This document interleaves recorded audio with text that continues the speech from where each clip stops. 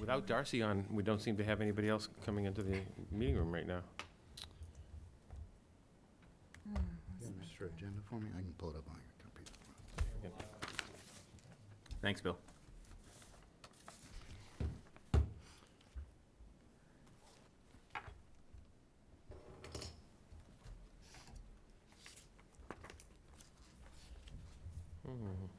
So, look alive, kids, right? Turn my volume. These are my old man glasses. Or getting old man glasses. Who was both gonna work? Are they just Here, readers? there's agendas up there. How much? Just one. Oh, Nothing it's hard. just not bad. Not bad. All right, are we ready? We're ready. Shoot. All right, well, we'll call the Select Board to order on Monday, July 19th at 7:01. And everybody's present except for William Olson. With Pledge Allegiance. Yeah, and we'll now say the Pledge of Allegiance. Standing if you're able. It's usually in a spot where I get I pledge allegiance to the flag of the United States of America and to the republic for which it stands, one nation, under God, indivisible, with liberty and justice for all.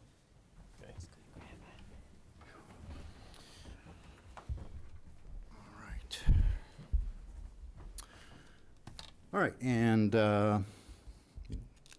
for those in the crowd here and everybody out in cyber world, we have some board and committee openings to announce. The Finance and Advisory Committee has 2 associate openings.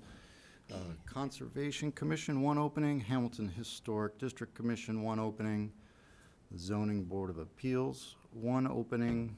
Open Space Committee, 2 openings, and the Hamilton Planning Board has 1 opening for an associate member.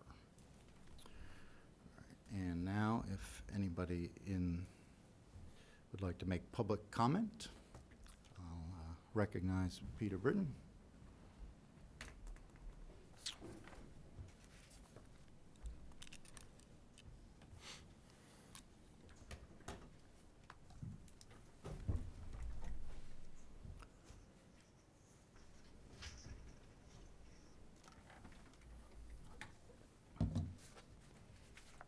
Peter Britton, 466 Highland Street. And I'm here first to recognize the virtues of home rule and the fact that I was very respectful of the role that you selectmen play as being leaders of our community and the decision makers. We felt fortunate enough, and I'm speaking for, as well, to some degree, for Kevin Kaminsky, who is the resident curator of 550 Highland Street, better known as the Dodge House. We were glad to receive a correspondence from Town Council. I think that we felt a little disappointed that it took over a week for any contact to be made, even though we received a letter that there were going to be options. There was only one option that was open. So I'm just going to continue with the option that we privately had discussed, and to some degree I had discussed previously here. I have handed you a 3-page handout at the beginning, which I'll get to, which you see on the board here, and I'm just trying to, never quite knowing where the communications is going, knowing the challenges that the selectmen, select boards are facing, adding Zoom to the whole equation. It requires considerable rewiring, I think, and I commend you for your quick response. So anyway, this is a representation of what each of you as a resident has as a property card down at the assessor's office. First of all, I'm going to read you a letter that was produced actually back in March and reissued by Kevin. Dear Selectwomen and Selectmen of Hamilton, this is a request asking you to vote on returning the money my wife and I paid to the town as supposed property taxes due, levied under Hamilton's assessor's recorded false claim of ownership. That claim was the basis of a lien filed with the Essex Register of Deeds, which the town has retracted for being, quote, invalid. Retracted as well, officially by the town treasurer. This unfortunate episode has cost the local taxpayers and my wife and I tens of thousands of dollars and would continue to do so if litigation were to be initiated. Hamilton chose to tax 910 classified state parkland, and I mention that number because it's a very important one. 910 classified state parkland, for which it receives a reimbursement of $145,000. Imagine that. Hamilton gets $145,000 through a pilot program with only one of two states in this nation that issues a pilot, giving you funds to spend any way you want. $145,000 in the publicly owned certified historic asset, the Dodge House, enrolled in a program, the Department of Conservation and Recreation. Some might call that, quote, double dipping. The citizens clearly saw it as an unwarranted action reflected in their vote, actually votes, at town meetings, plural. I predict they would do so again if the issue of returning our money was to be placed on the warrant. The Home Rule petition relieved the town of levying the tax and the attempt to collect it. But it did not absolve it of any wrongdoing. So to make it perfectly clear, only the legislature can sell state land. And to do so, it must pass a 2/3 vote. But there is a, quote, no loss clause protecting all state parkland. Therefore, it cannot be sold, it is restricted, and there is no sale on the date assessors recorded in 2013, 2 years after our lease started. Secondly, if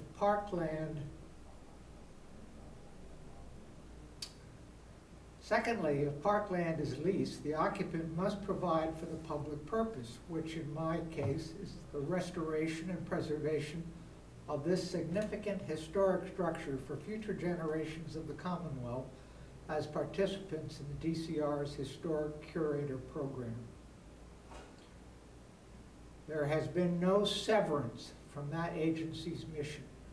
We are simply lifting a burden from government and providing for the continuance of a trust the town of Hamilton signed onto when the land was conveyed as a gift to the people of Massachusetts, not just to the town of Hamilton or Ipswich or Topsfield, but to the Commonwealth, which makes it a federal issue, potentially.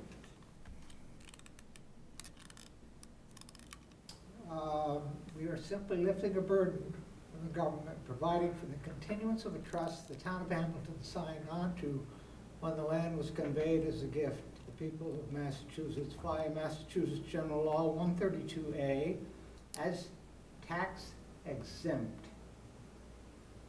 There is no capital gain in this property for us as renters. Our efforts will see no monetary return, only provide a shelter for a while.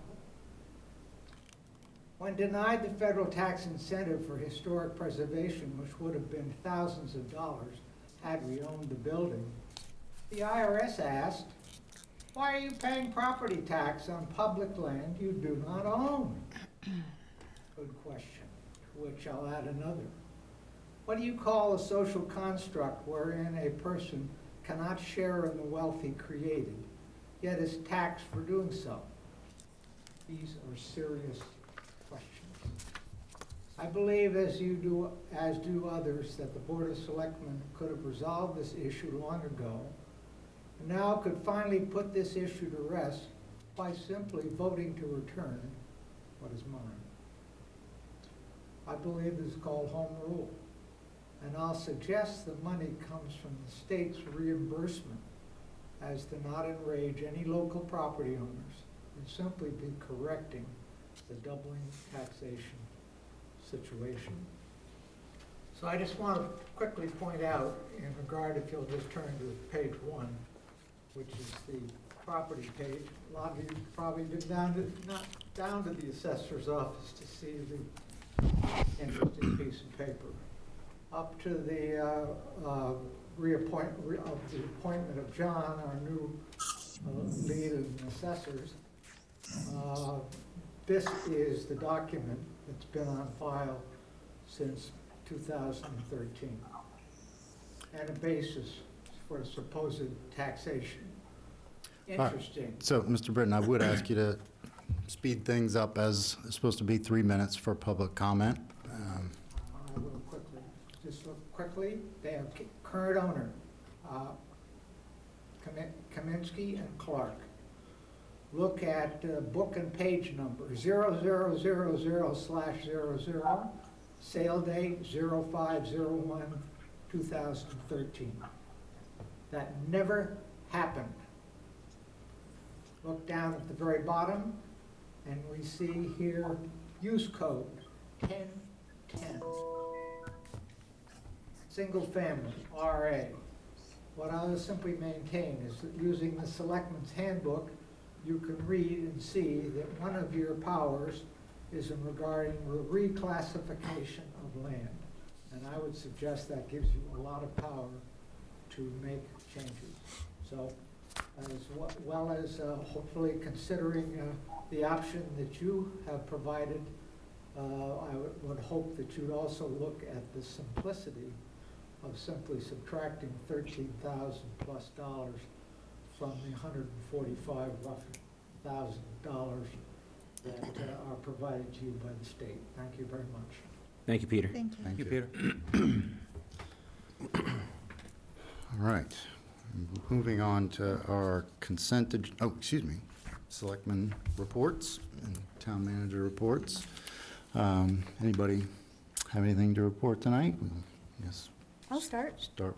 Darcy. Yes, let's see, I did attend, and I saw Sean there, at the senior center. They had a really interesting history of Hamilton speakers. They had 2 speakers, Annette Janes and Ray Whipple, and boy, were they funny and so interesting. And I really wish some people could have been there. I know a lot of people would have really enjoyed it. So interesting to learn, you know, how the history of the library and how many times it's moved around, and the kind of characters that would show up and make demands, and just really, really fun. And there were so many people there, it was almost standing room only. Mm-hmm. It was really impressive, and everybody was relaxed, and a lot of smiling faces. It was great. I loved it. I'm going to look for the next time they have a little series like that. Let's see. I also went to the ADA Forum. Does everyone know that July is oh, bear with me for just a second. It's Disability Pride Month, the whole month of January. So we had a very good panel, really good panel. And the 2 young ladies that ran it, forgive me, I neglected to bring the piece of paper that had their name on it. They were from the high school, and they ran the Zoom meeting beautifully. They were very nimble, and they were fair, and it was really good. One of the things that I wanted to go to that was because of our lack of ADA access in this building. So I'm looking for ideas, looking for contacts. There was a Penny Shaw, one of the speakers. She was the second speaker. She's from Braintree, and she is confined to a wheelchair. And she said that she had to actually sue the town of Braintree so that they could have sidewalks so she could just get to the building safely. And I guess they settled last year. I don't have any details on it, but my fear is that we're going to let this play out until somebody's going to take some action.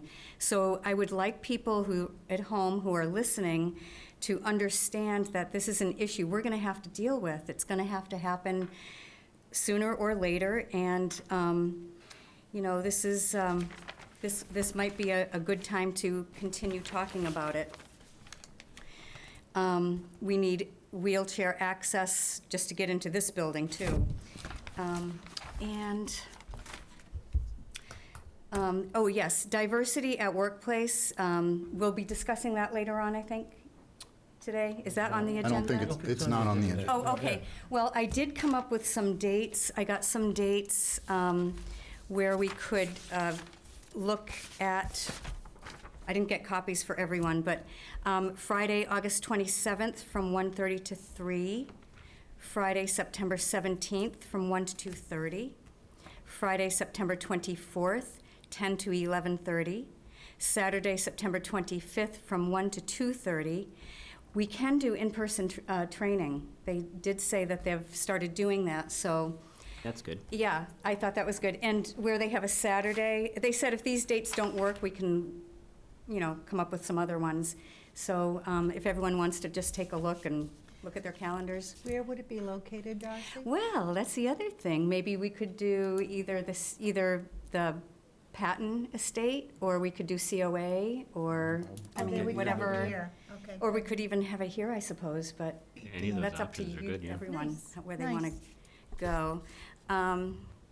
Oh, and I just want to say, I hope people understand that, I know the cell tower has been a long time coming, but some people actually think that the select board has something to do with getting it up and running. And I just want people at home to understand that that is not the case. It's simply corporations that have their ways of doing things, and we don't really have any say. So We wish we had more please, control of it, right? yeah, please We would be done understand. with it. Certainly do.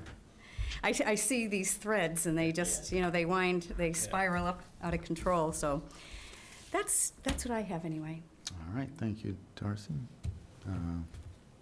Rosie? Yep, sure, I have a couple of things.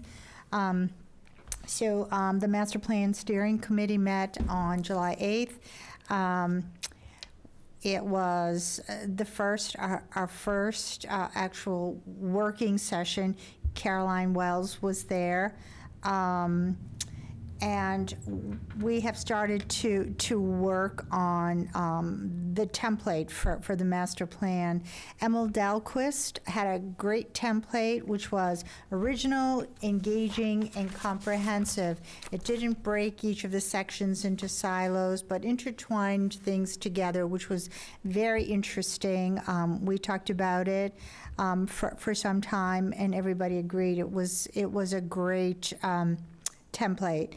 And some of the other concrete things are that we've taken the first steps to begin a community survey. Also planning to have a table at the Downtown Merchants Fair in September, and have a table there. And we're also working on the mission statement. We had a hybrid meeting, which seemed to work well, so very happy that the hybrids are definitely the way to go for the foreseeable future. And then our next meeting is on 7/29. So then, and then the next issue is the Conservation Commission. I actually was, is there a dog? I was actually away last week, and so was not able to attend the meeting in person, but I did speak with the chair and member of the Conservation Commission. There was a site walk last Saturday, which I did attend. The purpose was to, again, look at the wetlands that would potentially be impacted by this, and who was there, the Concom members, the developer, the attorney for the developer, and their wetlands specialist. So the two issues that were discussed were drilling under the intermittent stream and putting water lines along the edge of a wetland. The 133 Essex Development Group has withdrawn their RDA, resource determination. There were 3 that were requested, and with some urging from the abutters, those have been withdrawn, and a notice of intent, a formal NOI will be filed, which is a comprehensive review of all the potential impacts on the wetlands. That will be ready in about 2 to 3 weeks. So it's very nice to see the group working together in that aspect. So I think that was all I had this week. Oh, and just to firm up, we are through the Board of Selectmen and the Council on Aging, we are going to have present a garden party at the Patton Homestead on Saturday, September 11th, and it should be a really nice time. We will be asking seniors to sign up in advance, and we hope it'll be a really fun afternoon for citizens, senior citizens. So more to come on that. All right, thank you, Rosie. I don't have too much. We, I would say, had a CPC meeting, but we didn't have a quorum. This is, unfortunately, we've had some issues with resignations and members not showing up. This is our 3rd month in a row without a quorum. News from the rec department, the pool, if you've driven by there anytime on any of these days that there's been actually sun out, it's been packed. We've had a couple times we've been at capacity. I think probably every time I drive by there, it's a full house, so that's great. Getting some use again. Also the park program, there's waiting lists for the Patton Park program, so that's going very well. And the kids get to take advantage of the pool as well, which is great in the park program. The historical commission, I'm going to forget, Darcy, you were there, maybe you can remember. At the end of the COA, the president of the Historical Society stood up and she talked about a annual, I'm going to forget it now, kind of an annual meeting, and I can't remember, was it in August? I'm going to have to look. I'd have to refresh my memory. I have notes at home, but I don't have it with me. I'll figure it out, folks, and get back to you. It's not anytime soon, but they have kind of an annual event that they welcome the public, and they kind of review everything and kind of see where they are and move forward from there. So I'll update people when I get that date. Yeah, and she also said go online. Go online, right? You That's can the go last thing online and she you can said. look there as well. And then to kind of piggyback on Darcy, the COA event was great. It was a great turnout. About half the crowd was born and raised in Hamilton, I would say, when they asked at the end, because there's a lot of kind of people talking about, do you remember this? And Ray would say, oh, and when the library used to be here, who remembers that? And a bunch of people did, but we had a good amount of people that were non-natives, as Annette would say, because she's only been here, what'd she say, 66 years yeah. or something, so she's not a native. But we had some new folks in there. Some folks that have been here just recently moved to town within the last year, so that's good. We've got some more kind of new people coming down there. And it was a great event. Also, Military History Day was over the weekend here before we got here. Great event, good turnout, lots of stuff to see for families and kids. A lot of speakers this year. I think about half of them were women in the military, which is great. Firefighter that was pulled from the wreckage of the World Trade Center. Spoke for a while. We had a giant flag. We had a Black Hawk helicopter. We had the state police helicopter. We had police dogs. We had tanks. We had, you name it. Horses, yep. The Mounties and all kinds of Get the stuff. mounted horses. Yep, the Boston Park Patrol, all kinds of stuff. Reenactors, et cetera. Just a really great event, and hopefully we keep it going and it gets bigger every year. That's it for me. Was the weather good? The weather was great. It was Wow. actually a scorcher Turned out that day. great. And they had ice cream and Joe's on a roll there, Ben and Jerry's, so it was a good kind of a... I was gonna say, Joe, you on the road? No, I was unfortunately in Rhode Island watching lacrosse. Well, not unfortunate that I wasn't No, I watching my know. son Right, play. you but weren't just enjoying unfortunate that ice cream and lobster I roll. wasn't enjoying ice cream at Patton Homestead, sorry.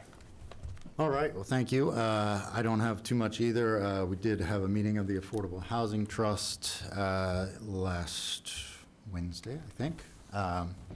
And mainly it was just an update on the various potential affordable housing and actual affordable housing happening. So the Willow Street, the Habitat Project on Asbury Street, the Asbury Commons proposal, and moving forward, and then also a little discussion about Gordon Conwell and the possibilities there. Copy of my, yeah, this. And Joe, I saw your I'll give you my report emailed to us. Yeah. You- Okay, sorry. I'm just going to steal Darcy's copy of my report real quick and be quick because I didn't print one out for myself. Sorry. Thank you, Darcy. Real briefly, I won't hit everything on here, but as Darcy relayed, the cell phone tower is not in our control, but we do have a little bit of an update there. The project hit a bit of a stall or delay back in the spring when it came time to energize the tower. National Grid initially had said that they wanted to take several trees and trim back several other trees, and some of which were on private property, just hanging over. So we asked them to go back to the drawing board. The cell phone tower company, Everest, has decided to put those the power cords underground now. So that project should be starting in the next couple weeks, and hopefully get that thing rolling again, because really power to the pole is the big slowdown right now. Speaking of power, Chabaco Road Solar Array had a successful, what was referred to as a witness test with National Grid. So they went out, went through everything, showed National Grid how it was going to work. National Grid said, yep, that's how it's supposed to work. So they are now scheduling a installation of a meter out there. Once the meter is installed, Ameresco will be given the green light to start making power. So that's good news. We've hired a building inspector. Rich Maloney comes to us. He has over 22 years of experience from Danvers alone. For the last 3 years, he has been our backup building inspector under the contract with Wenham. And late last year, at some point during the pandemic, he decided he didn't want to work in Danvers anymore, and he retired from there, but was working for us still in the backup role and as our interim building inspector after our building inspector left in the spring. So we opened it up. We had 2 applicants, Rich was but one of them. We had a committee that included Jackie Bresnahan of Wenham, Patrick Reffett in our office because they worked together, and the building inspector from Newton interviewed the 2 candidates, and it was a unanimous recommendation to hire Rich. So Rich has accepted that position. He has a lot of experience. He teaches other building inspectors. He's fully certified and credentialed. I think this is the highest level of trained, certified inspector we've had in Hamilton ever. So I'm very excited for the town. Speaking of hiring the building inspector, I have several other positions that I'm desperate to fill. So I hope folks, anybody watching at home, if you have friends, you know, I have a part-time health director position, a part-time administrative assistant for the health, a part-time regional public health social worker, a part-time social services program coordinator for the Council on Aging, a part-time site coordinator for the Patton Homestead, full-time assistant to the town manager, community preservation coordinator, a full-time director of assessors, and a full-time regional public health nurse. So for all those positions, we have about 3 or 4 applicants so far. Do we have a policy of hiring from within before we go without? We advertised all these internally first. So. Okay. Have people from the internal parts of the? I've been told that there is one person who is a part-time worker right now who may be interested in one of those positions, and we encouraged her to apply. I have not received her application yet. Okay, because I would also encourage people, not only at home, but people who work in this building to step up, and if they're looking for career advancement or, you know, something different to do, this would be a good way to get some qualified people with municipal experience. Absolutely. So, yeah, we're happy to have applicants. But, you know, Hamilton is not alone in this. If you pick up the newspapers, there are a lot of openings in the world right now, in the business world, in the private sector, in the public sector. Most of my colleagues around the North Shore have openings that they're having trouble filling as well. The return to normal at post-COVID era is not quite going as quickly as people wanted it to. So that's the biggest news I have. So Joe, I just wanted to put an addendum onto the issue with the building inspector. A citizen called me about a problem she was having, and I have to tell you, she told me how helpful Rich Great. Maloney has been. That's great. That he has gone out to her house several times to try to resolve the problem amicably. So that's very impressive. That's somebody who's definitely committed to his responsibilities, and I was really happy to hear that. So well done, Rich, and welcome. Thanks. Thank you, Rosie, for sharing that. That's great. All right, next up, we have the consent agenda. So I'd entertain a motion to approve the consent agenda, which includes the approval of the minutes from June 2021 of the Select Board, and then approve the Asbury Grove Road Race and approve the Coast to Cure bike ride. So moved. Did you want to hold? Right. Which So- one do you want to hold? Well, Because I'll make a there motion. was, and- there was nothing in our packets about the Asbury Grove Yeah, I was Road gonna ask about Race. that one. And then This wasn't shared with you? No, we got the one about Oh, I the apologize. Coast to the Right. Cure one, But but not for the also, Grove.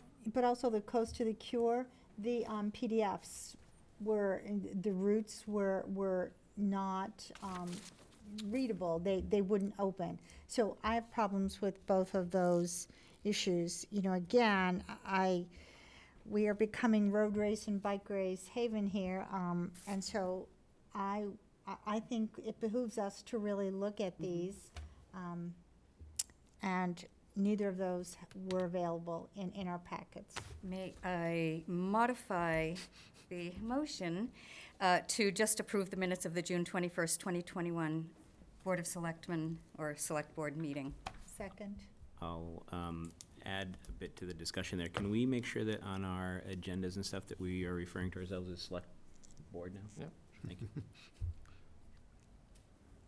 That's it for me.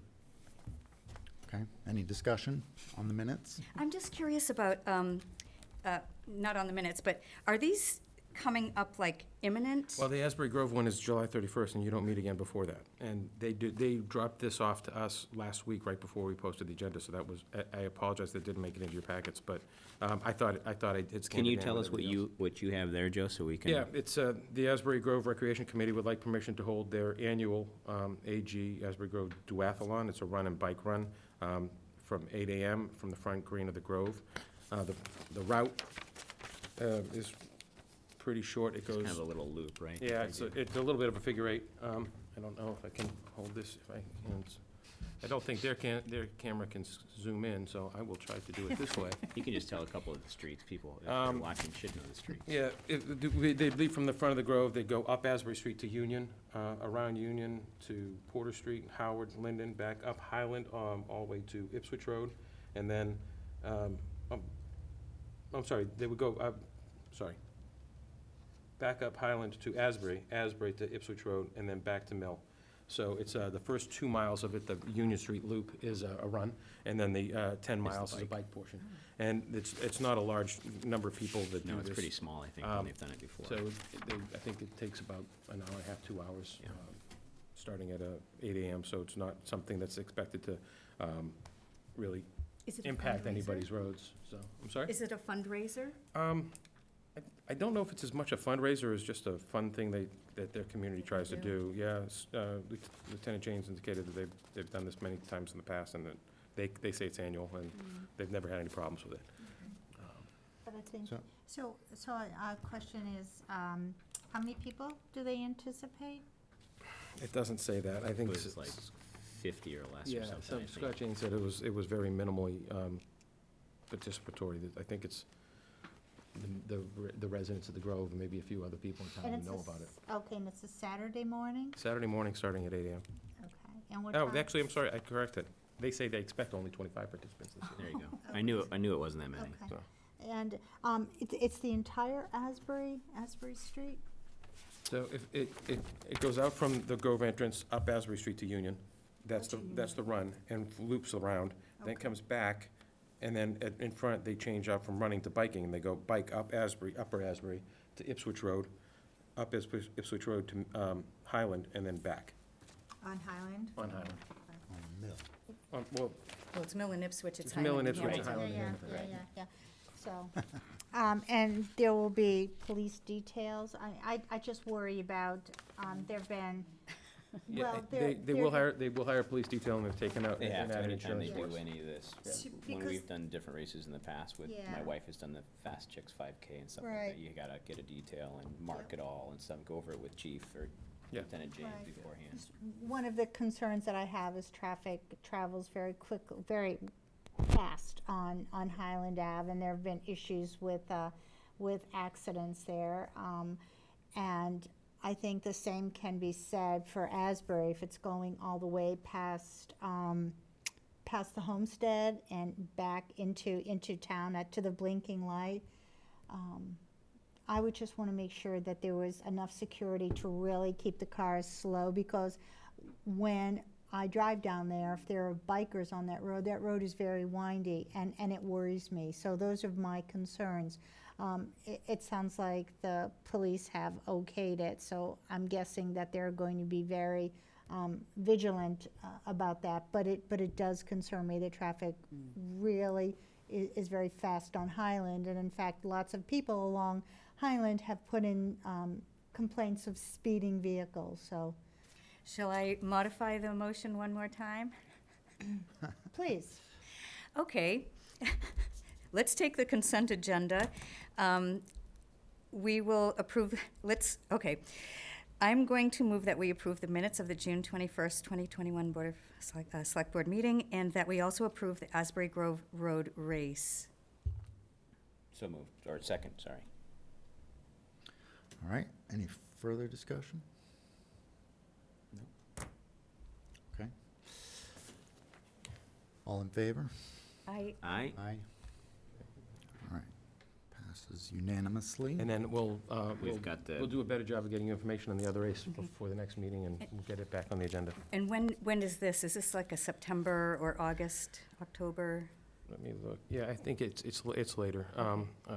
And Joe, just, can I ask as kind of a clarifying thing? I don't know if we need to make a policy or anything like that, because Rosie kind of typically has questions about most of these road races or stuff like that. So obviously, before it comes to us, the chief or Lieutenant James will kind of sign off on it, right, with the detail and stuff Well, like that. I don't put one on any. Right, you don't put agenda anything in front of us, before- without it going to the. Do you know if they have any comes kind with of that. requirements, because Rosie's worried about kind of signage and the detail and stuff like that. Is there any kind of a, because I can't remember, like, depending where and how much or how long the road race is, does it depend how many officers are on a detail, or signage of route signage and stuff? Do we I have can anything find like out. that? I'm Yeah. sure that I'm sure the chief has, the chief has a policy. There's gotta be something, I'm sure. Chief has a policy for policies, so I'm sure he's got a system in place to check off, so. Yeah, I'm just curious if there's a kind of a requirement for signage and Right, and how many I'll officers I'll and find out where from they him. are, I can kind have of a him, thing. I can have him provide a, I think that would be helpful Yeah. for us, kind of. I know that they've approved it when we get it, but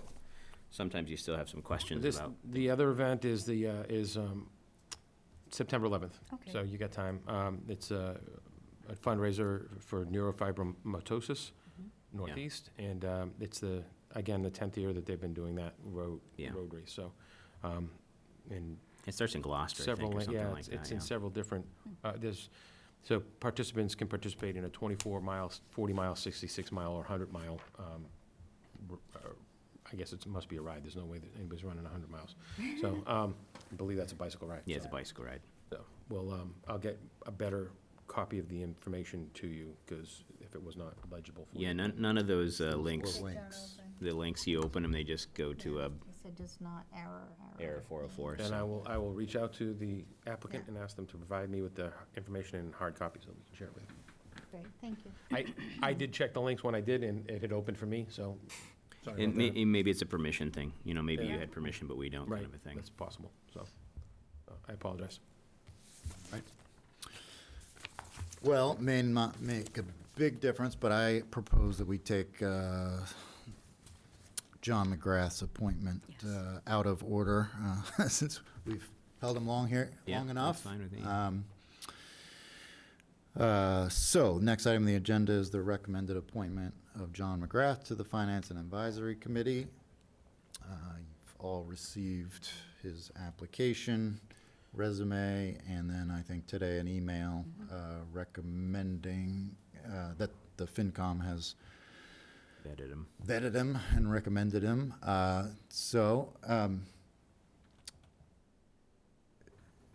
Shall I make a motion? Make a motion. I would like, I will make a motion to appoint John McGrath to the Finance and Advisory Committee. It would be to recommend that the moderator appoint, Right. because it's your recommendation, but his Okay. appointment, so. Yep. Okay, so I'm going to modify my motion. I'm going to move that the moderator recommend appointment of John McGrath to the Finance and Advisory Committee. Second.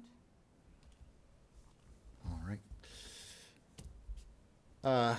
Well, does there, anybody have any questions? Mr. McGrath, would you like to?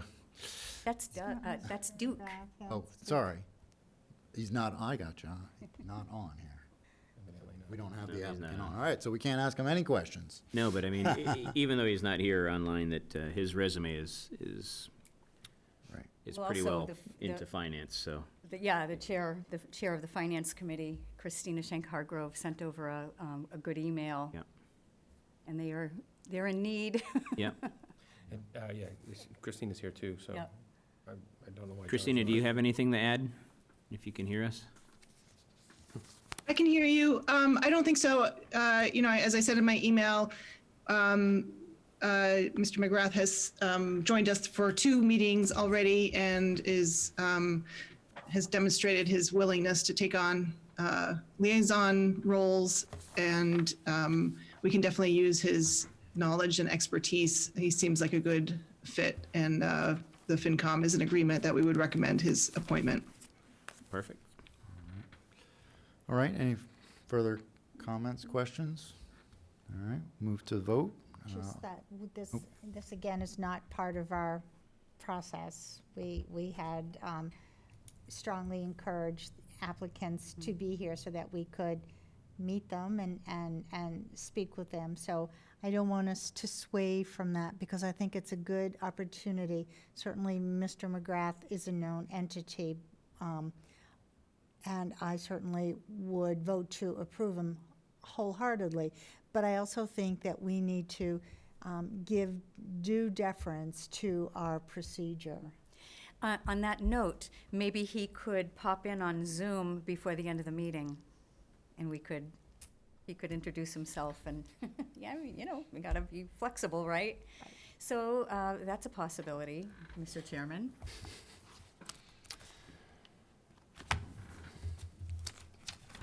So in other words, we're tabling until, is that right? Are we tabling this until? Is that what you want to do? Christina, when's your next meeting? Our next meeting is on Thursday, the 29th, I think. And we don't have a meeting before then, do we? No. No, the next meeting is August 2nd. I will defer my concerns, only because Mr. McGrath is a known entity, but I just want to stress the Yeah. importance of following through with what we had several discussions about. You're right, regular order is paramount. So, in this- Can I make a recommendation, since we're kind of going back and forth here a little bit? I would recommend that we appoint him tonight, or at least recommend him for the moderator to appoint. We're also still kind of waiting on the moderator to appoint him. It's not really us appointing him tonight, so there is some Leeway there? leeway there, right? And then Jamie or our chair, who's not here tonight, or even Christina, maybe can encourage him to come to our next meeting and introduce himself. just And say hello. yeah, Sure. that sound good? And technically, does this fall under our appointments policy, since it's not an appointment? Anyway, I don't know, we don't need to, we don't need to have Gray those area. discussions. All right, It's listed on our agenda as. As an appointment, Right, yes. as Yeah. recommend appointment, so. Okay, so I'm fine with it. I just wanted to bring up. Yeah, no, that's the fine. point. all right. All in favor of the motion, say aye. Aye. Aye. Aye. All right, passes unanimously. All right, well, we didn't need to take that out of order, but It's worked out all if right. Christina wants to leave, she can. But Although wants to hear the probably next not, item. because we have some other Yes, items. financial policies. But we do have on the agenda the reappointment of KP Law as town council, discussion and vote. I don't believe there's anything in the materials about it, but I think it's, It's just an annual housekeeping item that I should have had in the first meeting in July. Apologize for that. It just is the town manager makes a recommendation for town council. I'm recommending that we stay the course with KP Law. I think that over the last 2+ years, they've done an excellent job. I haven't been concerned with any of the advice they've given us, and I think that some consistency and stability in that role is warranted, so. I move that we recommend the reappointment of KP Law as town council. Second. Rosie's got it. She beat me John to it. had. Just discussion on the matter, I'm totally fine with reappointing KP Law, but Joe, this is kind of a question towards you. I mean, our previous council was here for quite a long time. And I know sometimes towns like to kind of shake it up maybe every 5 years or so. Is that about right, or does you it? know, I'd I know say- they do things with auditors sometimes, it- we change auditors. I think it really does depend. Auditors are it's more consistent that towns shake it up with auditors. And, that's something I've been talking about a little bit with Marissa before she left, and Alex and I have even had a discussion now. We've been with the same auditing firm for several years now, Right. way more than is normally the best practice. But, it was my first couple of years here, so having that consistency in the transition was helpful. Something we can revisit for next year. We've just issued them for the coming year, but we can talk about going in a different direction next year. Auditing firms, they're the ones watching your money, right? So you want to make sure that you're shaking that up and getting a different set of eyes on it every so often. I think that having consistency with town council is important, but you do see it change sometimes. I wouldn't say every 4 or 5 years. I'd say more likely every 10 to 15 years. Okay. I didn't know what the cadence was. I know that I think our last town council was with us probably 10 or so years. Yeah, I think she was with you for 18 years. Yeah, that was too long. I think she was with you for 18 years, so. And really, and that is the type of thing too, where it all kind of depends. There are municipalities or cities that have city solicitors that are hired as part of the city, and they stay a whole career, Right. 30, 40 years as city solicitor. Right. And, through multiple mayors and city councils and everything else. So it's more, what fits for the community. And, yeah, it's worth it to take a look every so often, but we've only had them a short time here. I really feel like they're starting to hit their stride and understand all the history that's gone on here, so. Yeah. Plus they're they work with Wenham, so that kind of helps Makes in it the, convenient, yeah. the And regionalized Manchester. services. And Manchester, which we share Michelle and our animal control officer with anyway, so, yeah. And I think on a performance level, they have been extremely responsive, extremely reliable, so I definitely would wholeheartedly recommend keeping them. It's really notable that when we go to STM and ATM, we're not playing a shell game with the wording on the warrants, because that was going on for a number of years, where right up until the very last second, the wording on the warrants were being played with. So since we have had this KP Law, we haven't had that problem, because that caused a lot of problems internally for the Right. town in Right. different ways. But we don't have to worry about that right now, so. But I think that's also speaks to Joe's ability to get that done, so thank you, Joe. Thanks. I'd say a good amount of that's in Joe's wheelhouse there, because Joe and I have had conversations when he first got on here that we don't want 10 versions of the warrant before we Yes. get it, right? And that's the way it was for many years. We're usually So- about 3 or 4 now before Yeah, it and comes that's- to you well, I mean, guys to that's- look at and the Yeah. fi- That's finance committee. acceptable. And it's done way before the Right. day of, so that works out well. Is there any cost savings with KP Law, since we do have IMAs with Manchester and Wenham and stuff like that, or does it kind of come out in the wash? Yeah, really? and not really, because they have to, they have to disclose, and we have to acknowledge the disclosures when they're working on something for us and Wenham or us in Manchester, for instance. They have to disclose to both communities. And then separate lawyers work on the case from either side. And in Right. every case, they'd be working for the best interest of the town that they're representing. So Right. if it was Tom working on something for us, who, it'd be Lauren and Wenham, Right. Lauren would argue just as much with Tom as she would with any lawyer from Right, outside. right. So, and that is a compliment. They would do their best to represent their client in that case, so. Yeah, that makes sense. All right. Let's vote. If there's nothing else, take a vote. All in favor of reappointing KP Law as town council? I, Aye. Aye. Aye. All right, so the next item on the agenda is a discussion about financial policies. And you did receive some information in your packet, and I Did not email you the 88-page document or print out copies for everybody, but anybody that wants one can let me know and I'll get you one. no, you did email. I did email it, I didn't Yeah. print one out, I didn't We print one didn't out for print you. it out. I didn't print- I did not print it out. And I I've- do have Alex McGee, our finance director, on to join the conversation with you. I've read it a few years ago. It was an exciting document. So I didn't reread it today, but I probably will, I will probably browse it again before we get in depth to it, so. All right, May I, Mr.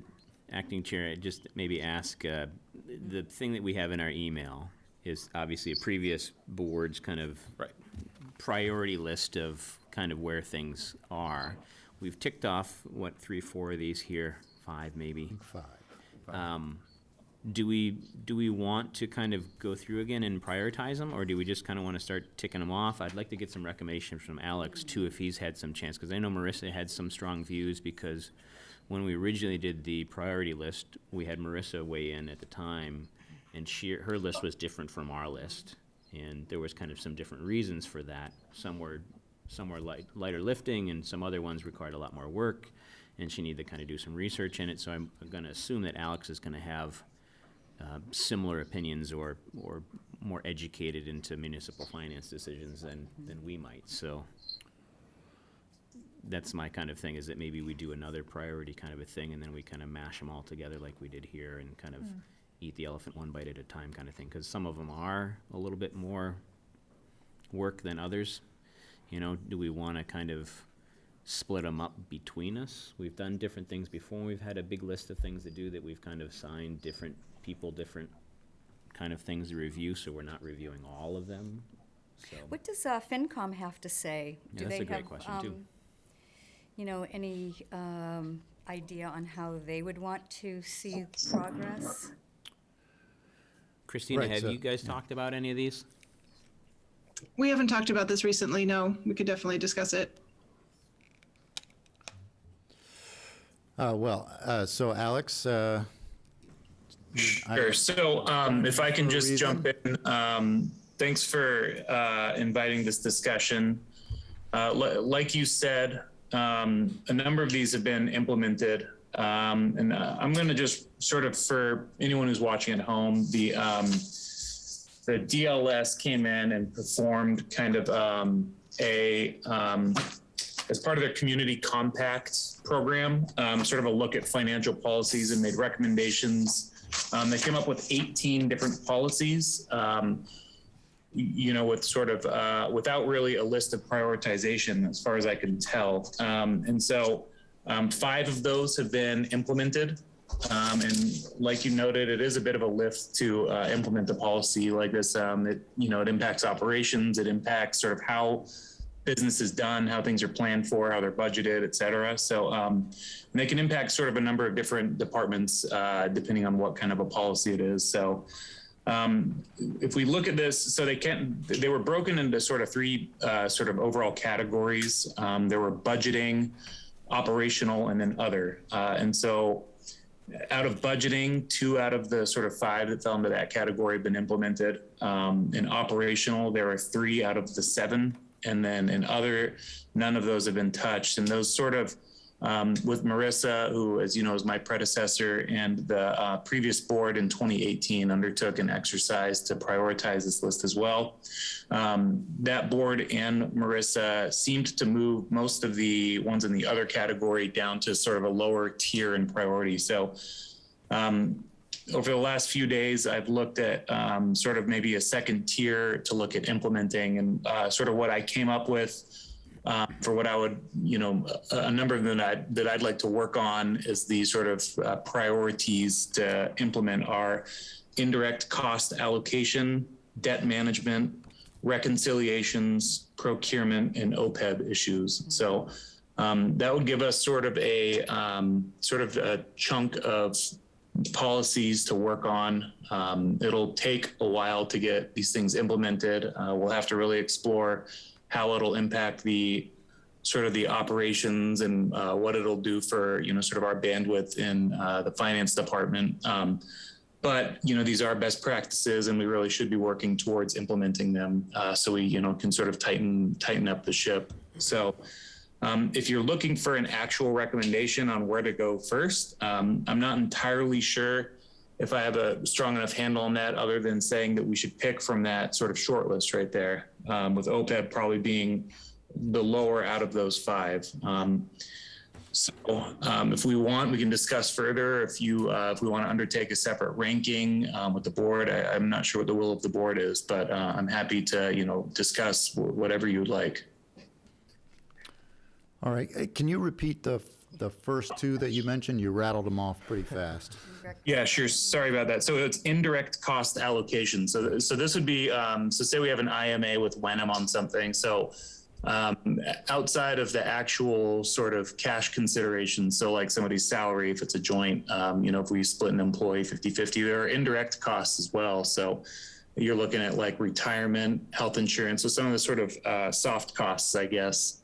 And so what this policy would do is it would sort of really like formulaically put a number on what a reimbursement number should look like, rather than just taking half of somebody's salary if they work half time in Wenham and half in Hamilton. It'll take into consideration, health insurance benefits, their retirement costs to the town, that sort of things that are not maybe so apparent on the surface, but are actual costs to the town that is sort of bearing those costs. There's also administrative kind of overhead that is that is burdened onto whatever town sort of has the like management of the employee. So whoever signs their paycheck, et cetera, there is, actual work that goes into that. And so this policy would sort of explore that and look at what a fair reimbursement number is.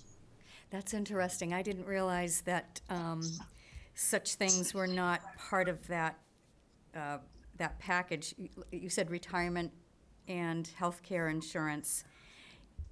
And I don't mean to cut you off. They are considered, but this would sort of present a formula for that, like a policy that the town follows. It would be set in stone. Right. There's different allocations based on who's the lead and things like that. We would try to establish a policy for Hamilton, and then any IMAs that you enter into the future, we'd push that formula will be the formula used going forward. Oh, that's good. It sounds fairly easy to do, too. Alex, you still there? I'm here, yes. Okay. I think that he also said debt management, reconciliations, procurement, conflict of interest, and OPEB. Correct, yep.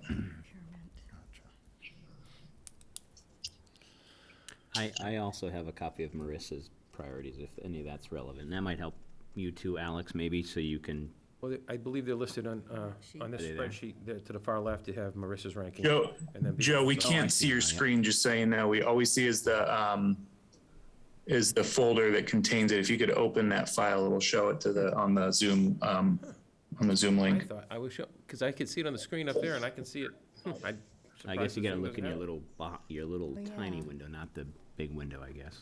Yeah, it's, Oh, Alex, you can't see that? No. no, it's good No, we can't see that. Nobody can at home. Yeah, Well, I'm going to have to work on that, because I Yeah. thought you guys had that. No. oh, yeah, we have it, just as far as the Right. being visible to Still can't see it? everybody at home. No. All right, so Yeah, it has that's to been do with an how, it has ongoing to, it has to do with the way I was opening it for some reason. Let me see what here. Hold on. So should we Well- kind of talk next steps, maybe? Yeah, so just as far as process goes, I mean, FinCom, at least, well, I shouldn't say FinCom, Christina, as a representative or as someone on the FinCom, the chair, indicated that she'd be willing to present this to FinCom to talk about.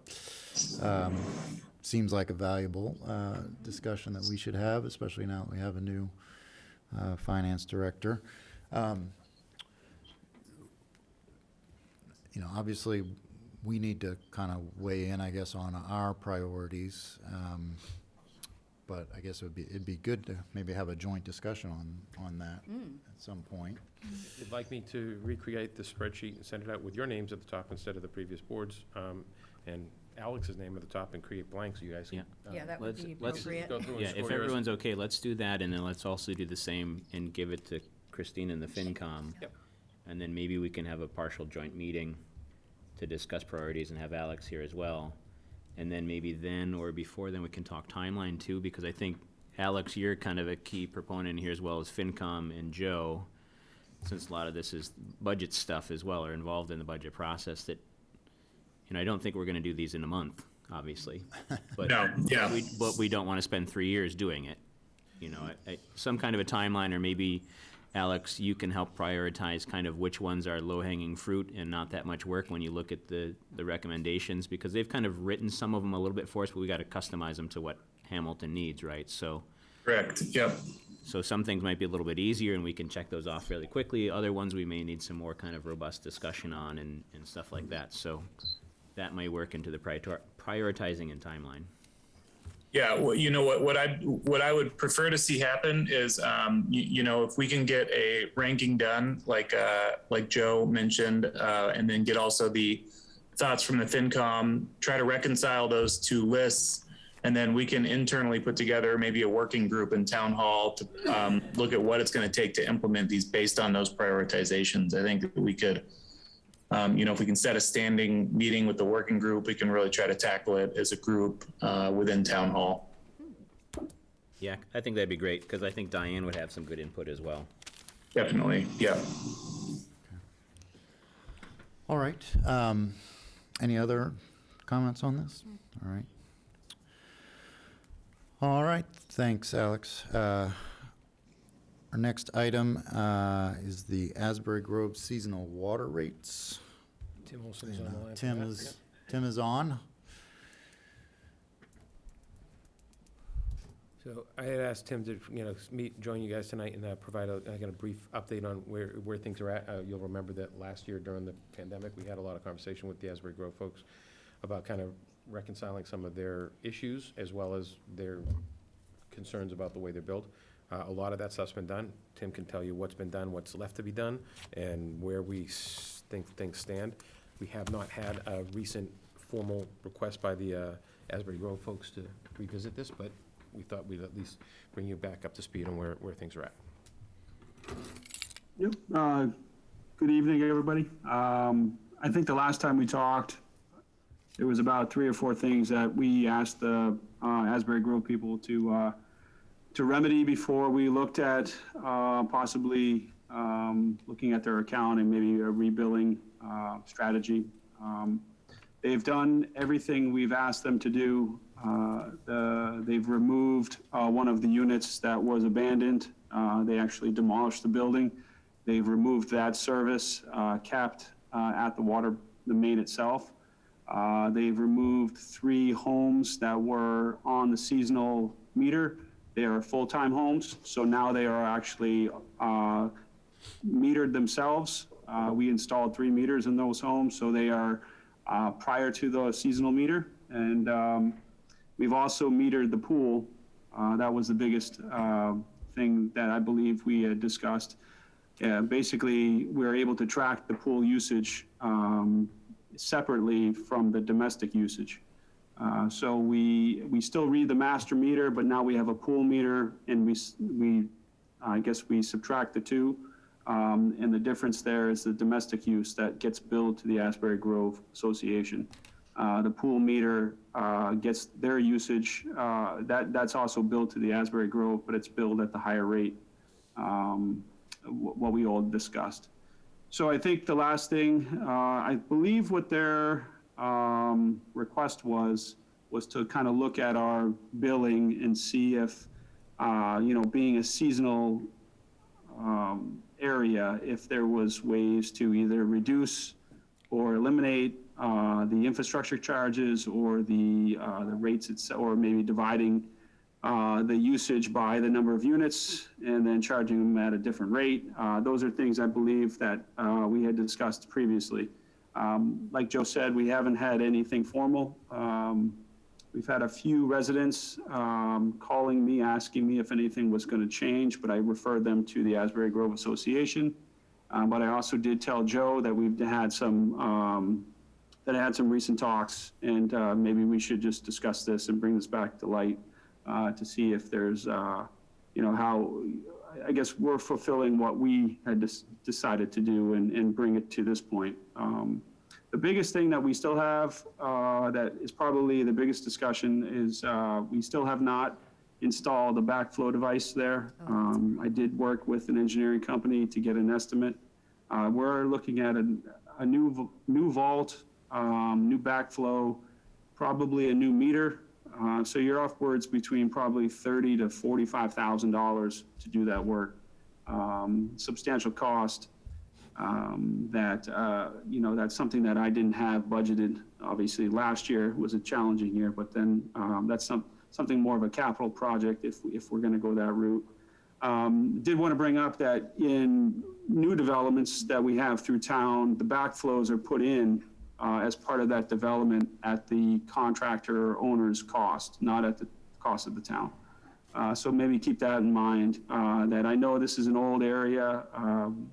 It hasn't had a backflow, but if something like that was built today, we probably would ask that to be included in the construction itself. Like Joe said, we haven't had anything recent from the Asbury Grove Association. I'm sure they'll be probably coming soon, or I'm not sure if any of you have had any talks with them directly. But I think I just wanted to circle back with you. Now that COVID, I think a lot of that, all those things were completed prior to COVID, and then COVID hit, and then things were kind of just kept as is. Just bringing you back up and circling back on that, those few items, giving you some indication that those things are completed, just in case they did come in front of you and ask for any type of requests or recommendations. I'm just giving you an update. So. May I, Tim, this is Darcy. Yep. I'm really concerned about that backflow meter because people may not realize it, but that protects, if we have a backflow meter, that will protect the town's water supply from their septic systems or when you have flooding, that kind of thing, from getting into our water pipes and being distributed throughout the town. That is such a critical priority. I'm almost beside myself. I can't imagine that we haven't done this yet, especially with COVID. So is there a way we could fast track this, or is there any kind of state money available that we can pursue? This is really critical for health and public safety. Yeah, I mean, Alex, I don't know if you have any idea on that coming from DPW and Lowell, but there may be. I just think that's a conversation we should have with the association as well, because I do think, it's a share. Yeah, you can look at it as a shared item there, but like I said, it's something that we would probably, they would bear the cost if it was a new development. I don't have that type of money in my budget. It's not saying that we can't, maybe find some grants or maybe appropriate some money to do that work. But I think having a discussion with them, I believe they do want to have install a new meter as well, because the old meter that's there, they cannot look in or connect wirelessly to it. And I know that was a big deal for them, making sure that there was no valves that were turned on in the past. So there may be some cost share available. There may be some grants. I just think that's a discussion we should have with them. And my budget was tight last year because of COVID, and I was a little reluctant to move ahead on it because there talks about a new meter. I mean, it was getting into a little larger project, but I don't disagree with you. I think it's something that we need to look at and should look at in the near future and bring to light with them once again. Right. I wouldn't see that there should be a problem with some cost sharing. I mean, I know that we have talked about how the water is delivered over there, and it's certainly not the most up-to-date system in the seasonal cottages. So I agree that the town shouldn't be on the hook for all of that by any sense of the word, right? Have we buttoned up, I know we had the issue when they had an outrageous bill because of that line into the house just going into the ground. Have we kind of buttoned up? I know DPW's been up there a handful of times looking for bleeders and stuff like that. Are we kind of wrapped most of that stuff up? Yeah, I'm pretty confident we got that problem solved. I mean, I think it was just an error on their part. Yeah. They turned on the wrong valve that went to nowhere. It was an old line, I think, that fed a few houses that probably was terminated or abandoned. Maybe they didn't, the message didn't get passed to the new property owner or the facility manager. That's been, I think that's been all noted, and I don't see that being an issue again. I do know that they're going through maybe another facility or having a new facility manager there, and I'll make sure that when we call and get in contact with each other, that message is given to them, that there is a valve that, I think they did flag it actually on their plan. I think they did. Now That was part of it, yeah. But that was also the reason they wanted to have an electric read. Right. Because Yeah, they- the Right, electric right. read, they could just go Yep. by and see where the leaks and are, they right? were just, Yep. Yeah, and if we're gonna look at doing something like this, I mean, I looked at the infrastructure there, looking at their map and looking at the way the water system works. It's something that we'll have to do on the off-season. Yeah, We would have to, literally terminate their seasonal main and water service. So 90 some odd units would be out of water. So the best thing to do is do it on the off-season. right, when and we they had all some are- questions on are their gone, map, right, Tim, still, that, prior to the heavy winter. we had some questions on their map too, right, still, Tim? Yeah, and they've done some recent water main work over there. They've hired a contractor. Our water department has assisted there with just overseeing and just answering questions. The contractor that they used was somebody that have used in town for quite some time. We're very comfortable with them doing that work over there. But they've made some improvements recently, and I think improving that map and keeping updated with the valves and like I said, that termination of that house. Those are all key. It's an old system over there, and the record keeping's probably not been great, but we're improving on it. And it is tied to our system, so it's important for us to continue to do so. Right, so kind of the things that we're looking at are the infrastructure fee or the user fee for just being hooked up. They've asked, or at least Tilly asked, and this has been a while since I've talked to anybody up there, that they were asking that we don't do that in the off-season. And the other one was the reduced rate, or split it between the 90 whatever cottages so they get the lower rate, correct? Is that? Yeah, that's pretty much the two that they were looking for. And I think the last time we asked, they mentioned to us that they're not allowed to live there, and they had some type of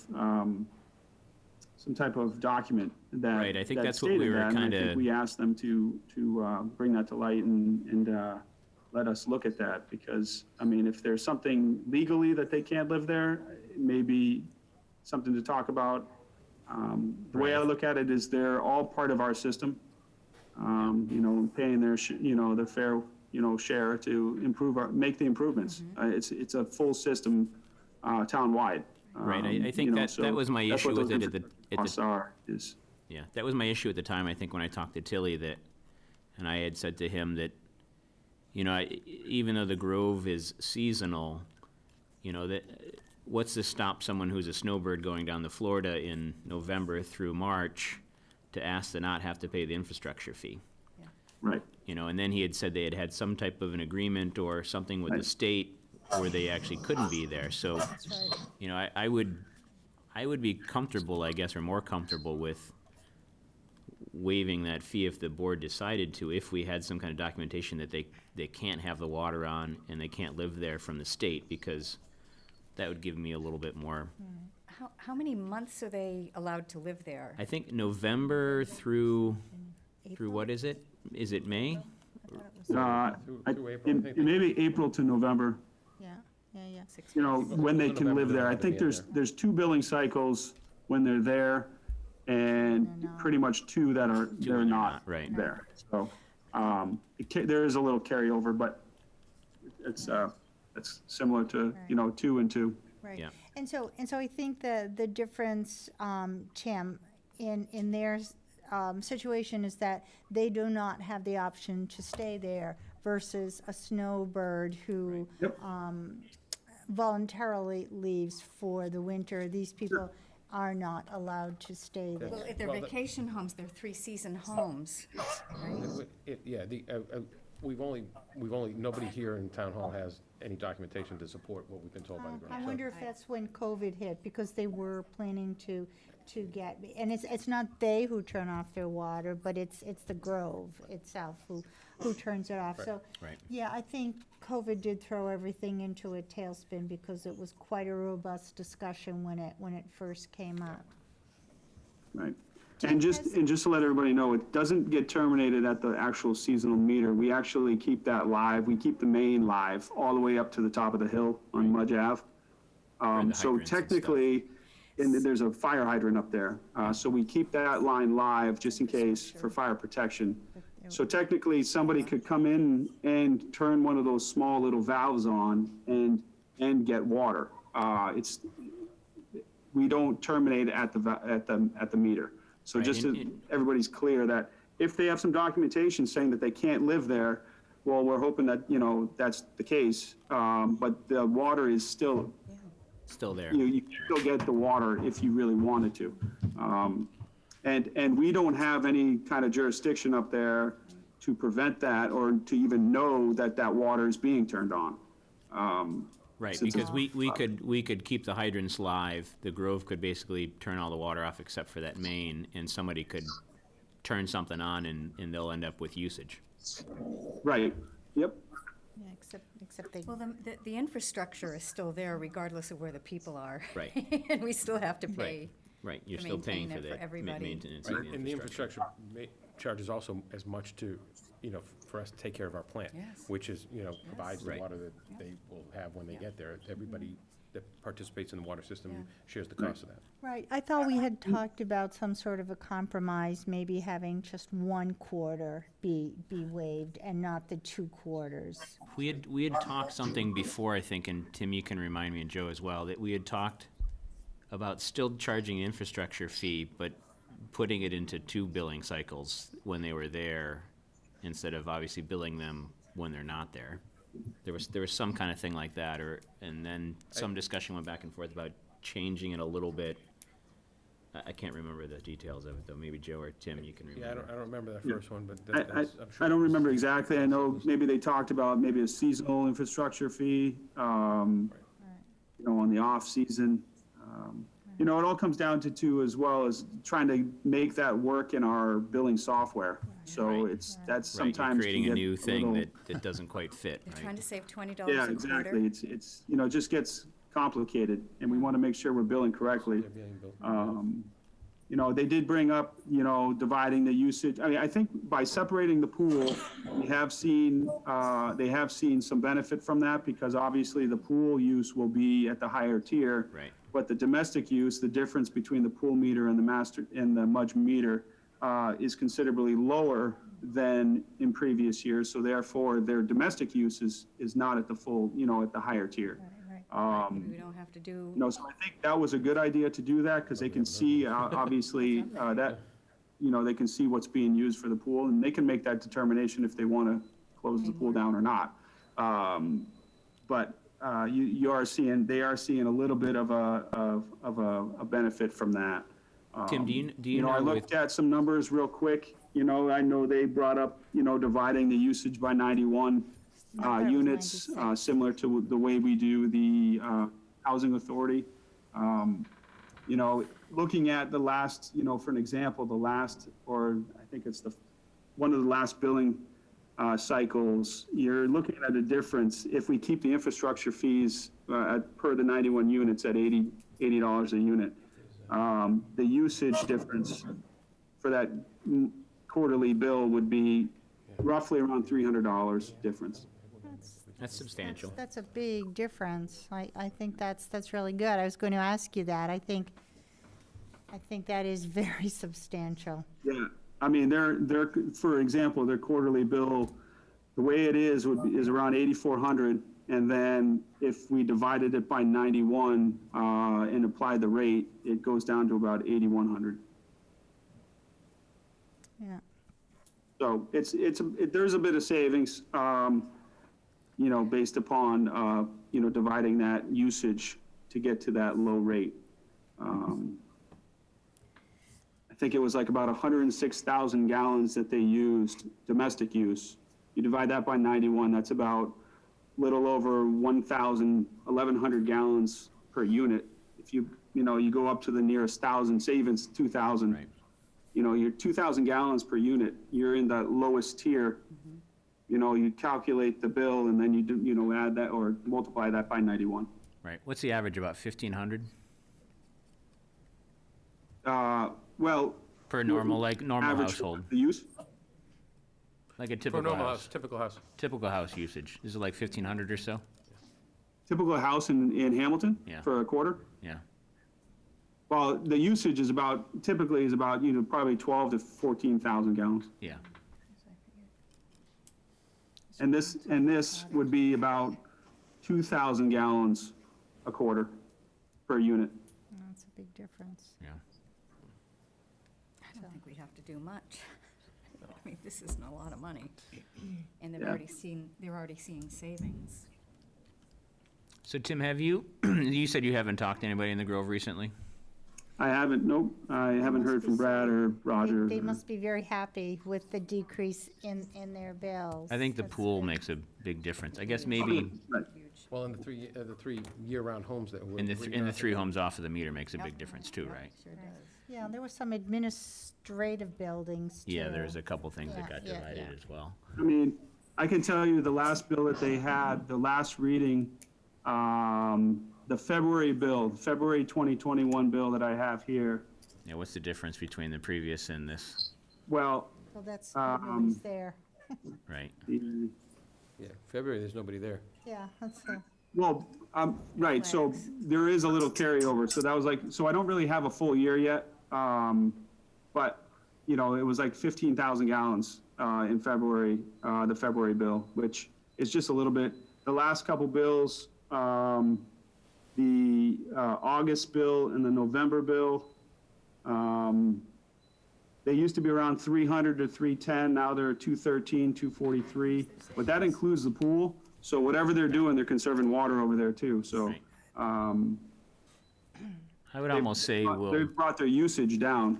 Maybe they had some leaks that they've gotten fixed. I have no idea, but the usage itself over the larger billing quarters has been reduced. I think we should focus on getting this backflow valve. Yeah, that's because what I was it's just gonna say. It could hurt everybody. It could contaminate the whole water supply for the town. I would say we would Let's focus talk on to that. is it the Board of Directors of the Grove Association about the backflow preventer and see Yeah. if we can get some buy-in or cost sharing on that. And then review their billing stuff after we've got some more data and time. And they don't seem to be knocking on the door as much as they were previously, at least to me. I haven't had any calls from anybody recently. and neither They're have seeing I. savings because the changes were made that they Right. wanted. So, Right. I think, So that would be my kind of next step, is to talk to them about the backflow thing and see what we can negotiate with that. And then if they've still got issues with the pricing or stuff like that, then we can discuss it after we have some more data from some time. Because I would guarantee that the price is gonna drop because of the way we've split stuff up, like you said. Okay. All right. Anything else on that? You know? So do you want me or Joe and I to reach out, or do you want us just to Tim, you hold and tight? I can do that. We'll take Or do care you of want that. me to? I think it's Why good don't you and I do that? We'll initiate contact with the new facilities manager, you and I, and we'll, great. Okay. Well, I don't know if I'm not sure if they hired somebody or not, but we can always talk with Start with Roger. Roger. With Roger, yeah. Thank you, Tim. Yep, sure. Thank you, and Tim may be addressing the next item on the agenda as well. I know. Can we let Alex go? Yeah, Alex, you're free to go. Oh, yeah. Thanks for hanging with us, Alex. Thanks, guys. It's been fun. Alex. All right, thanks. Appreciate you saying that. So I think the next item just has to do, I know Bill, who's not here, had questions. I think maybe some of his trash got rejected from being picked up or whatever. And it's just kind of an understanding of why some of the rejections are taking place, and is it the importance of having space around your trash can? Is that most of the issues? I don't know, Joe, if you know anything. Well, Tim and I talked else. about it briefly, but since we're keeping him here, I'll let him explain. Yeah, so about a month ago, or maybe a little longer than that, Casella came to me and they bought some new equipment. It might have even been, I'm COVID brain, so it might have been even longer than a month. But so they've decided to go with a mechanical arm that requires, basically picks up the barrel on each side and just kind of tosses it into this bin in front of the truck. And then that bin is then carried above it and then deposited into the rear of the truck. So they requested, they sent me an email and they requested, informing residents know that they bought a new truck and we want to space out the barrels to help. So I was right in the midst of compost land, trying to get that program running. So what I asked Casella to do was to put out some information by way of just stickers, labels, something like that, just to get people the idea of what's going on. They did that. They have put labels out. They do plan to put out some more. But I think it was pretty successful because we did get some calls early on. We haven't got some calls lately. I think, I think people are just understanding what they're trying to do there, maybe even seeing the machine itself work. But I don't have any problem putting out some more information. When I know Casella is looking at getting some labels and photos and pictures and maybe even some, maybe even like a display of how they'd like to see the barrels. I've also told them that if they want the barrels that way, I want the barrels returned that way. So we have some work to do. But I think a lot of that early on, those calls have stopped. I did talk with Bill a few times. I believe that's what the rejection stickers were. I don't think it was a rejection. I think it was just more of an informational. But I don't mind putting out some more information if that's necessary, and it's easy to do, so we can do that. Tim, have we put it on our electronic signs for public safety? I know Wenham's, their kind of electronic sign has had it on about the trash can spacing. I don't know if we've done the same. Good point. I haven't. If that's something you guys want me to put on there, I think I can. What I was really trying to do is have Casella, as per their contract, they have specific items in their contract to educate the public. And I was looking for them to try to do that, to try to help me out, since I was dealing with a lot of other things in the solid waste side of things. So I can do that. I can put something out on social media. But I was more just trying to hold their feet to the fire a little bit on their contract terms. No, that makes sense to me. If it's in their contract, they should do it. But I wouldn't think it would hurt to put it out on our social media. When I talked to the guys, about a month ago when they had the new truck, they said it would be great if you put the cans on opposite sides of the driveway would be best for them. Because then because it's like 3 foot of distance they need between the cans.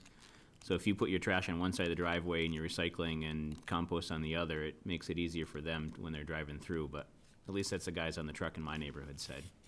Right. I think some Right, people and are just there's got putting to them be too some close together. type of, obviously, we try to do what we can to accommodate them, and Casella's mind, time is money, so they want to try to get the route done as soon as they can and as quick as they can. But we also have to be cognizant and smart with how we don't want to put anybody in, public safety, we don't want to create any issues with that. So I know they're asking for people to put things, there's some one-ways and they want the cans on the other side of the road. and we've been working with the residents to do that, but also, we want to make sure that we're keeping our residents safe as well. We try to make it as easy and for them, but at the same time that, they're under contract as well to get that trash taken care of. It was up to them. It was their decision to go to this mechanical device. Right.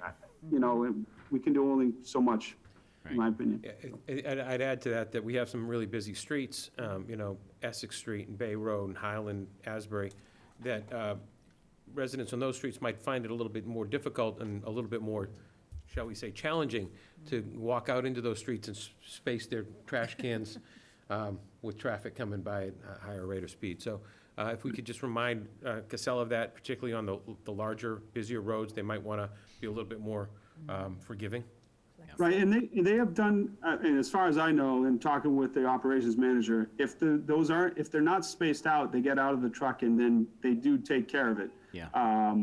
If there's room to do so, I think that's what they're asking for. But then you got a lot of private roads that have 4 or 5 homes that they bring all their cans down to the bottom of the road. I mean, there's not a lot of room there. You're going to get in the way of either traffic or parking or whatever else you got going on there, sidewalks. So, to have the bins spaced out just perfectly for their machine to work, I did mention to them, I said, we'll put out, we'll do what we can to get that word out, but Right. there are If some you- times if that you you got might not be someplace able with to use 5 that cans, just that's like because of the 20 close feet proximity or the of tight cans, right? So- quarters that we have. Yeah. All right. Thanks, Tim. Yeah, thank you.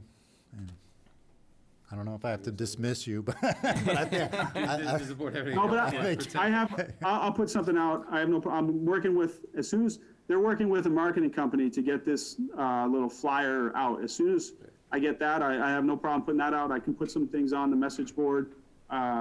That's easy to do and it's probably, appropriate to do so. And I can take care of that. all right, thank you. All right, Thanks, Tim. Thank you. Bye, Tim. yeah, good night.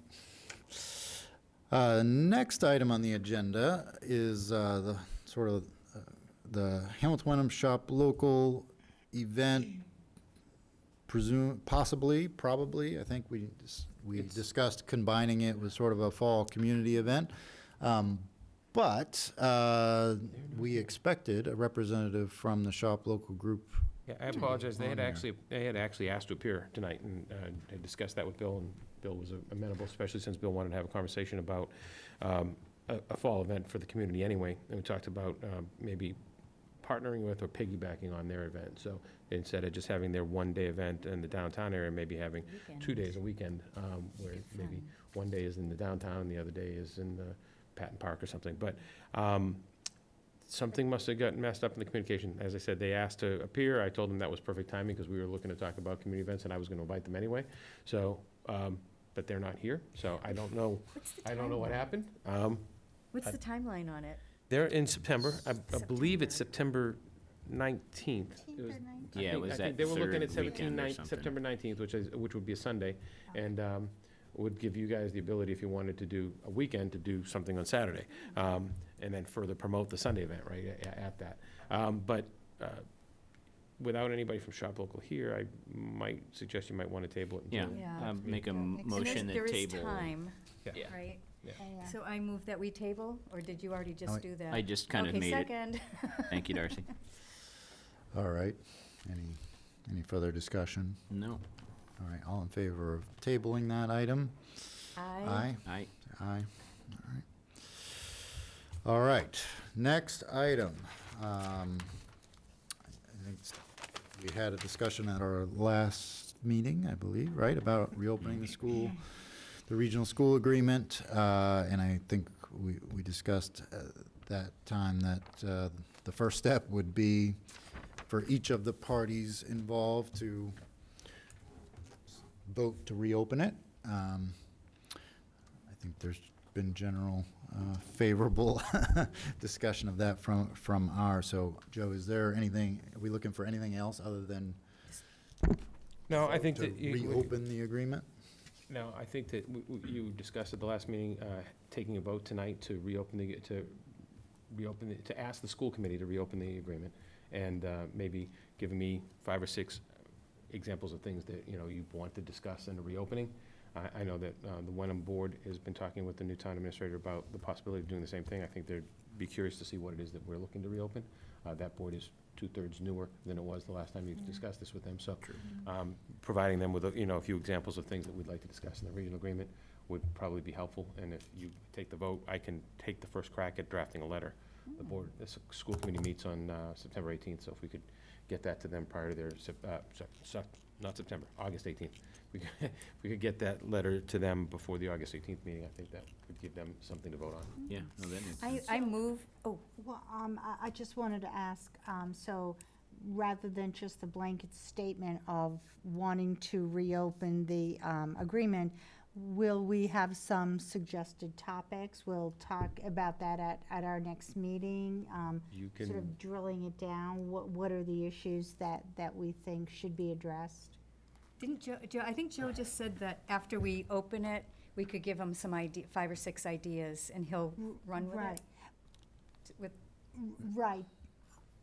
So I'm just confused about the timeline. So we would vote to reopen it, but we don't have any information or any factors to so what, present. so I was gonna say is if you, I guess, I'll restate what I tried to say, and I obviously didn't do a very good job.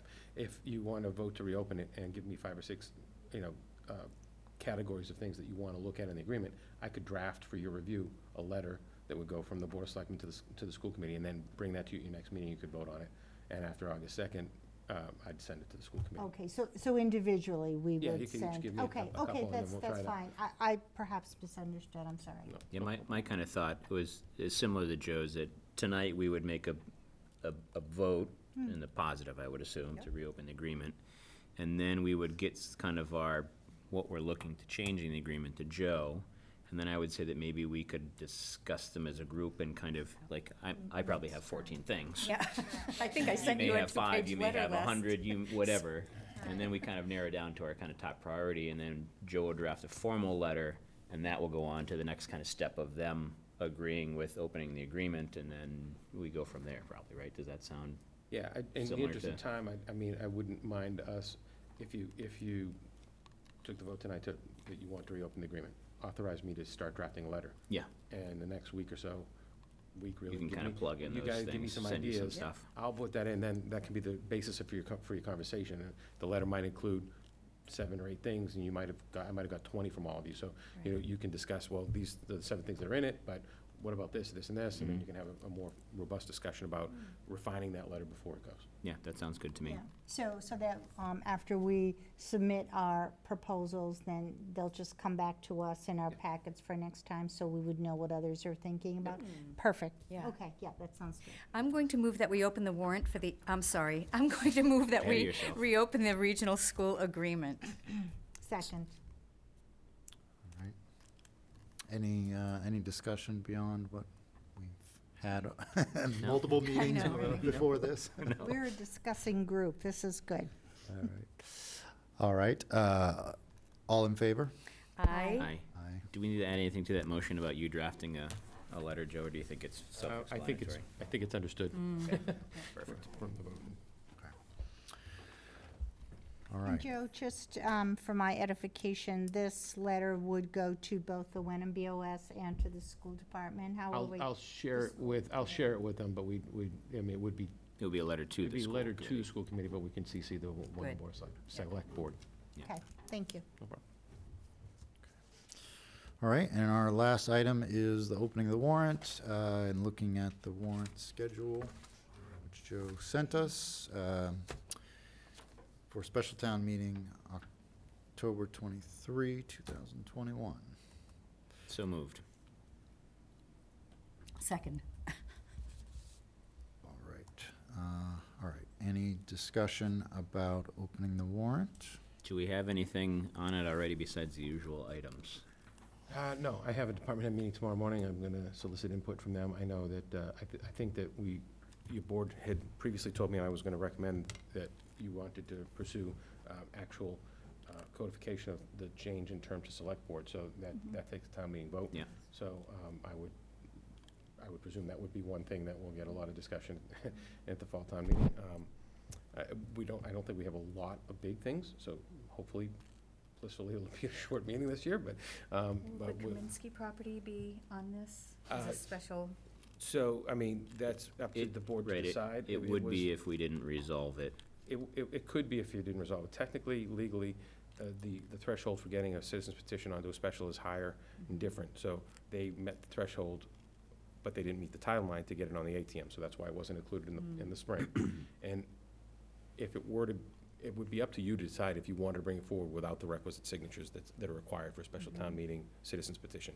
In that case, it would actually be sponsored by the Board of Selectmen, not by the citizen's petition. Right. It would change kind of ownership a little bit.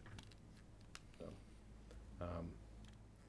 Maybe that's something I'm we need hopeful to that it talk gets about, resolved. too. Right, Yeah, was I gonna say, know. Can't we resolve that internally prior to town meeting? That would be the goal. Yeah, that would be Yeah. great. Yeah, so we wouldn't have to have that. So that one's kind of in flux. The other thing was, I don't think the planning board, they said they didn't have anything for us, correct? They were They gonna. didn't, and I think that part of their thing is that they're waiting to see, what comes out of the master plan, why Right. move forward with a bunch of zoning changes, or any zoning changes, if you don't know what the That's master right. plan says. That's right. That makes a lot of sense. Yeah, I mean, we're spending $250,000 on a master plan. Of course, we want to. Not that much, 150. Oh, less I'm than sorry. 50. Yeah, whew, the price Sorry, is doubled. everybody. Yeah, yeah.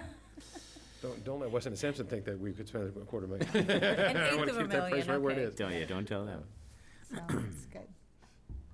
So, but, I would expect that by the next meeting, we'll start to have some, there may be a community preservation request, for instance, there may be other things, so we're doing a really good job right now. As of right now, I don't have any bills of a prior year, I'm trying to avoid that. Yes. Alex and Diane have been doing a really good job of trying to make sure everybody gets everything in, but we can't control the vendors, sometimes they just send stuff in. So I'll just throw something out there, just to introduce the subject. A feasibility study for combining the two towns. Is that something that's way ahead of its time here? So I would Depending how you I look would at say it. that, I don't know how you do that without having Wenham buy in. Right, You right. know, I mean, and my understanding, a long time ago, but my understanding is when the DOR released its report, it was 2009. not universally accepted as a No. way forward, Yeah, not for Hamilton. right. so. I only bring up the subject just because there's been so much talk about that people, more and more people, at least on the local page, are thinking that would be a good option for us in terms of long-term money saving. And I just wonder, I mean, who knows how much Well, of feasibility. Wenham is a couple bucks greater than our tax bill, right, per thousand? Guess who would have to absorb that? I was just gonna say, we would absorb the difference Yes, of we the would, tax rate. yes. And, Well, and this is a good thing for people to know, know, right? yeah. Because Yep. this is, we should combine the towns is what we Ye- keep reading over and over. And so, I mean, are there some grants? it's actually a very small group, I believe, and and many of them are in Wenham. I guess Talking like this. with I the, wonder why with they the, want to join towns. Yeah, me too.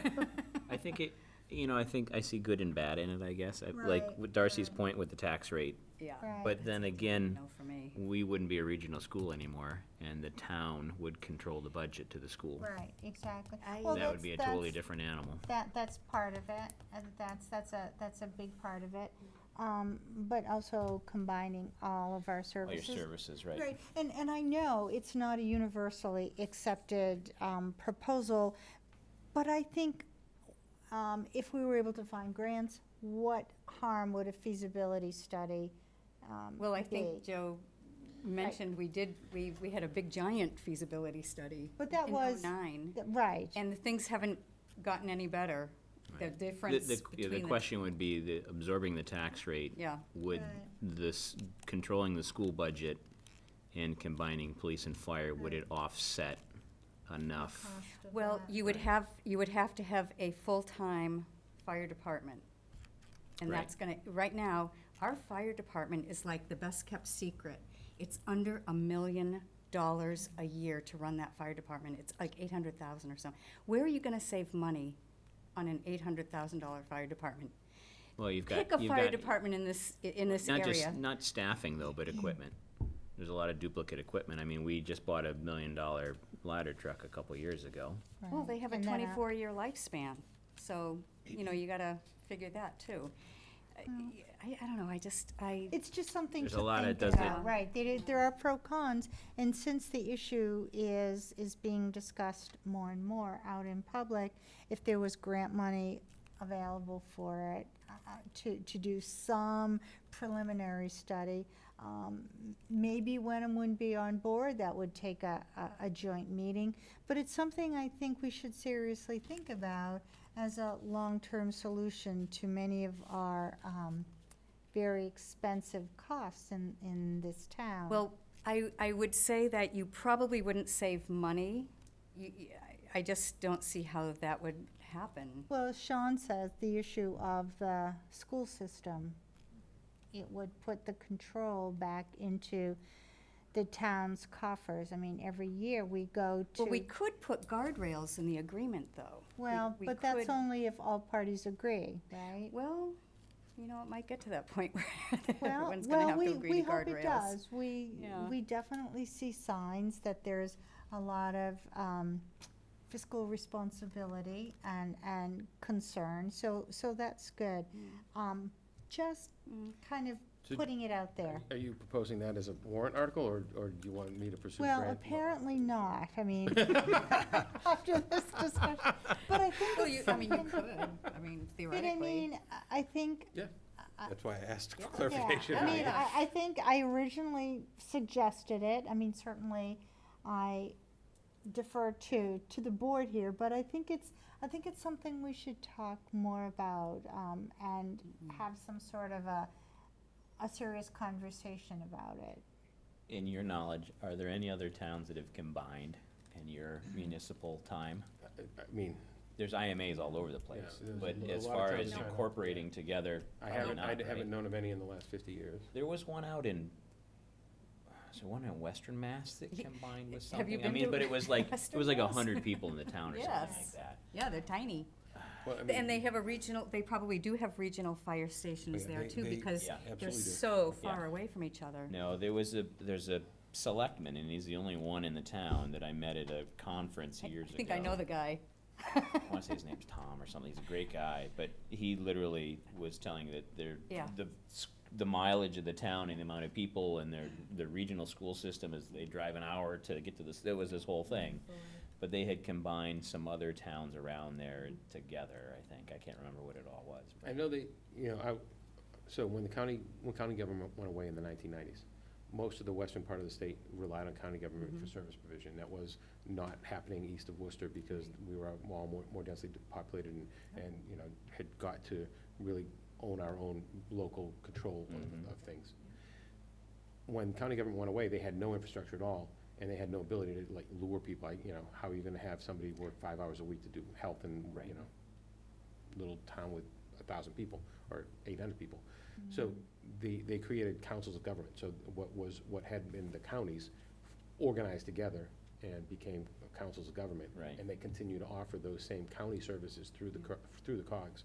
That's the closest thing, but they still run individual So individual municipalities towns. with individual elections and things like that. Well, that's pretty much what we're doing. We're combining certain services, and yet we're individual and, have our own ways. And there are different opinions about it. I think it's worth sort of discussing a little bit. Shall I make a motion? There we go. We have a motion that's been seconded to open the warrant. We have not voted on it yet, I don't believe. No, I thought you did. Oh, no, maybe you didn't. No, you We I didn't. don't think vote we on did. open. No, you Yeah, I didn't. think we're You're right, you're discussing right. after the second. We got a little sidetracked. All right, so, Vote. all in favor, say aye. Aye. Aye. All right. So, I mean, the schedule I gave you was the draft. It can be amended as we need to add meetings or take meetings off or do joint meetings. I've sent it, I believe, to Christina. She'll let me know if she didn't get it. I hope she did. And I I think hope she the was on it. FinCom will make recommendations if they need any changes to that schedule as well. All right. Shall I make a motion to adjourn? I move that we adjourn for the evening. You didn't even wait to be told. And I read minds, no. All in favor? Aye. Aye. I guess so.